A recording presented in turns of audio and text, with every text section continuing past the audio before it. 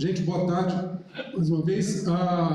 Aqui dentro do Eldorado, na equipe do Eldorado, do RIAC, melhor dizendo, né? Melhor explicando, a gente tem uma configuração que é assim, uma pessoa para cada meta, são 7 metas, né, do projeto, e também a gente tem 2 especialistas em Android, ajudando a gente de maneira transversal, assim, né? Sempre que em alguma meta precisa, a gente colabora juntos, né? Então é uma relação, uma divisão um pouco diferente do que acontece no Unicamp, e uma questão com isso é que como a gente tem reuniões periódicas, toda semana a gente está se conversando, muitas vezes acontecem ideias de trabalhos em comum que juntem as metas, né, de alguma forma, e esse aqui é o caso, né? Então, o que eu vou falar aqui é uma derivação desse trabalho último que o Wander falou.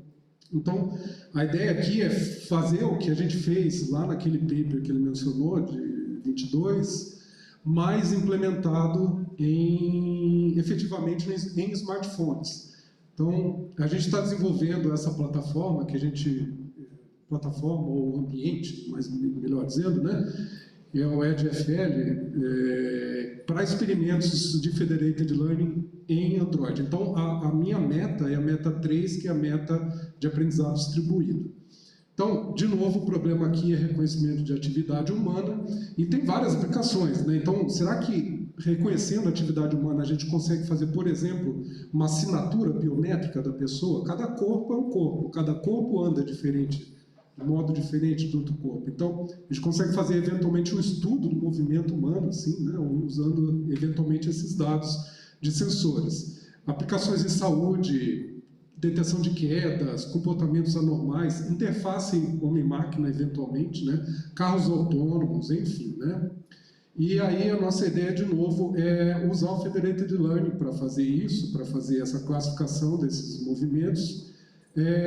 Também porque a questão de privacidade que o Federated Learning introduz, é muito bom falar no final do dia, porque muita gente já adiantou o que eu precisava dizer aqui e dá para andar um pouco mais rápido, né? Vocês já viram a apresentação do professor Alan também, falando muito dessas questões do porquê do Federated Learning, vantagens, etc., as diferenças com o treino centralizado, etc., né? E aí, abrindo um pouco mais de detalhes sobre esse dataset Extrasensory, ele é bastante desafiador porque ele foi gestado, ele foi projetado, pensado para ser o mais próximo possível da vida real. Então, diferentemente de outros datasets de reconhecimento de atividade humana, onde os experimentos para colher dados para formar o dataset eram realizados dentro de laboratório, então o celular está sempre posicionado no mesmo lugar, a escada é sempre a mesma, a distância que você vai andar é sempre mesmo, é sempre esse trajeto aqui, etc.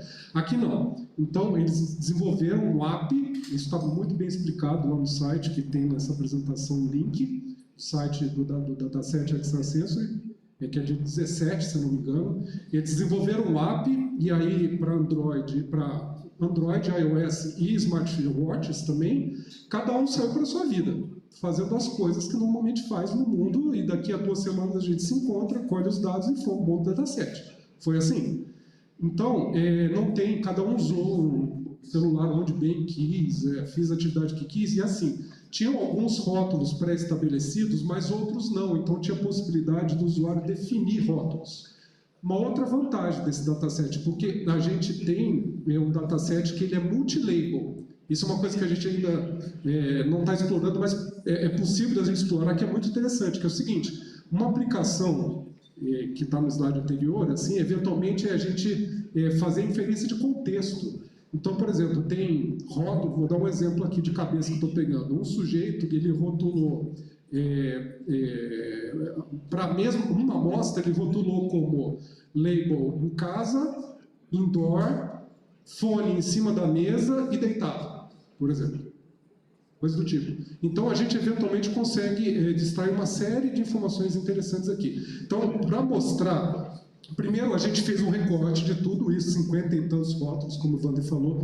A gente está usando nesses primeiros experimentos, pelo menos, somente os 6 rótulos que são mutuamente exclusivos, ou seja, se você, você rotula só aquele label naquela amostra. Isso é uma regra de formação do dataset, que são 3 rótulos de movimento e 3 rótulos de pausa. Pedalando, correndo e andando, deitado, parado e sentado, como os rótulos de pausa. Então, e aí aqui do lado direito a gente vê só 3 exemplos de 3 participantes, dados de 3 participantes dos 60, para a gente ter alguma ideia do quão desbalanceado é esse dataset. A gente tem participantes que têm, por exemplo, amostras de todos os 6 rótulos. Lembrando que essa escala é log, ou seja, só, mesmo ele tendo os 6 rótulos, a gente vê que é muito desbalanceado, então é não IID, né, como o professor Alan falou de manhã. E tem participantes que tem, às vezes, dos 6 tem 4 só, dos 6 tem 2, como esse aqui do meio. Então, isso traz uma série de questões para a gente aqui. Explicitando como é que foi o nosso experimento. A gente aposta em um tipo de transfer learning aqui. Por quê? Entre outras coisas, porque a gente está falando de edge, a gente está falando de aplicações em borda. Apesar de borda ser um termo muito genérico, muito amplo, às vezes, pode ser vários tipos de dispositivo, a gente vai pensar, sim, aqui em dispositivos com relativamente baixo poder computacional comparado com um notebook, comparado com um desktop. E no nosso caso, a gente está pensando em smartphones, que está rodando uma série de coisas em background, além do que a gente vai precisar rodar aqui. Então, a gente quer o quê? A gente quer fazer treino ainda, que é uma coisa também que, a hora que a gente fala em Edge AI, geralmente a gente fala de inferência. Aqui a gente quer fazer treino.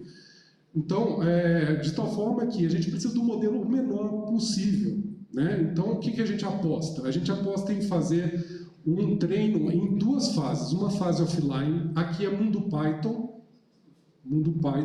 e aqui embaixo é Java. Por que Java? Bom, porque os códigos de exemplo que a gente começou a ver era escrito em Java.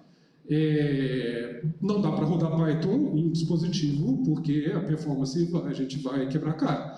Mas eu humildemente pensaria que, se a gente for no futuro, né, pensar num produto, talvez a gente fosse pensar até em C++, não em Java, tá? Porque tem a máquina virtual aqui, mas a gente está falando de 2 mundos diferentes, são linguagens diferentes. Então a gente sorteia 48 sujeitos, os dados de 48 sujeitos daqueles 60, treina o modelo grandão, que é esse modelo base aqui. Aí a gente elimina a última camada desse modelo, ele vira um extrator de características para um segundo modelo, muito menor, que a gente aposta que esse modelo pode ser menor, porque a gente já vai ter aprendido com um conjunto grande de dados de forma offline. E aí, esse segundo modelo menorzinho, ele sim vai ter os coeficientes treináveis e é ele que a gente vai embarcar. Obviamente, junto com o extrator de características, mas o extrator de características tem os coeficientes congelados. Tá? Esse é o racional. Eu estou representando aqui só 4, mas no fundo a gente vai ter aqui 12 possibilidades de dados diferentes. A gente está, notaram, não falei isso, né, mas acho que deu para notar que a gente está simulando a aquisição de dados de sensores, porque a gente não está lendo dados de sensores, não, por enquanto, mas a gente está carregando em memória previamente em cada um dispositivo os dados do dataset, de um dos participantes do dataset extrasensory, que não aqueles 48 que foram usados para treinar o modelo base.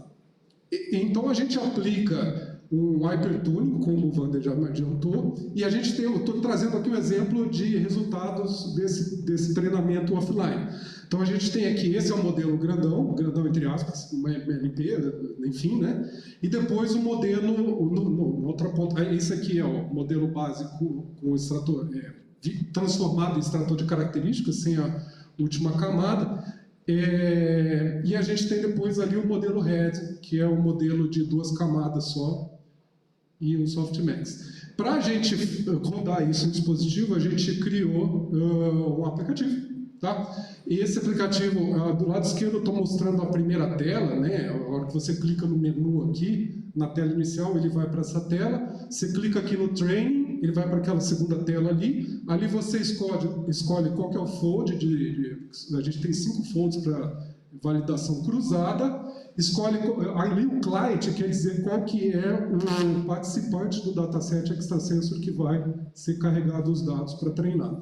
E aí vocês dão um load, ele carrega em memória o dataset, depois tem no load, você faz a conexão com o servidor. Eu vou mostrar para vocês um videozinho do experimento, e depois que terminou o treino, você pode salvar os dados lá no servidor que está lá longe.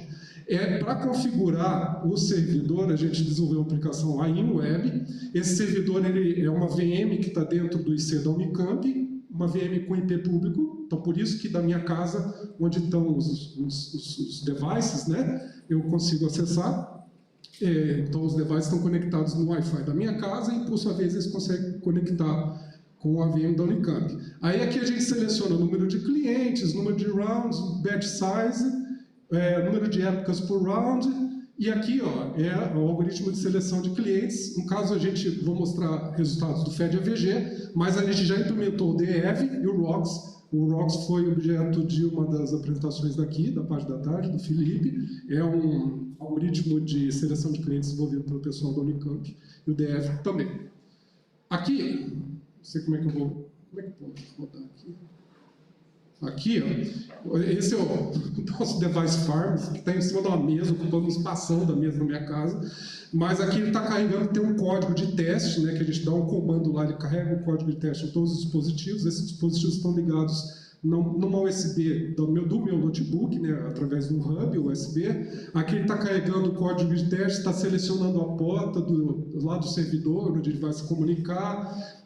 Aí já selecionou qual que é o cliente, então, para cada um ele seleciona o dado de um participante diferente dentro dos 12, ele faz essa diferenciação, e aqui ele está se comunicando com o servidor, e uma hora que começar a rodar uns log aqui, mais frequente aqui, vocês vão ver que ele vai começar a treinar. Então aqui já começou a treinar, começou a já dar os resultados para cada round.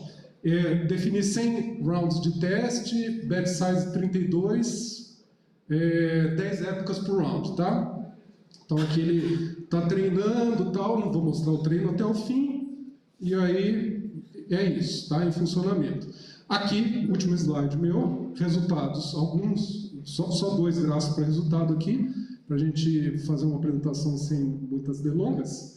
Do lado esquerdo, a acurácia com o range dinâmico, né? Então isso aqui é uma média, o azul escuro é a média dos 12 devices, então aqui a gente está com uma acurácia aí, pelo que o Wander falou, ordem de 80, enfim, ali perto do estado da arte, né?